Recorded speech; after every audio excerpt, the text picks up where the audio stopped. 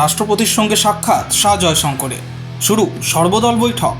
যুদ্ধের পথে কি ভারত? ২৬ জনের রক্তে ভেসেছে ভূস্বর্গ।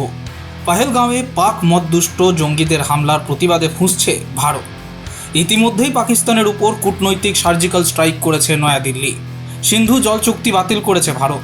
এছাড়াও অবিলম্বে বন্ধ করা হবে ওয়াঘা আটারি সীমান্ত। পাকিস্তানিদের ভিসা বাতিল করা হবে এবং বর্তমানে যেসব পাকিস্তানিরা ভারতে রয়েছেন তাদের ৪৮ ঘন্টার মধ্যে ভারত ছাড়তে হবে। এছাড়াও ভারত এবং পাকিস্তান দুই দেশের হাই কমিশন থেকেই সরিয়ে নেওয়া হবে সামরিক পরামর্শদাতাদের।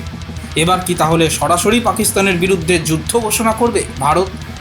Bureau report, angular news.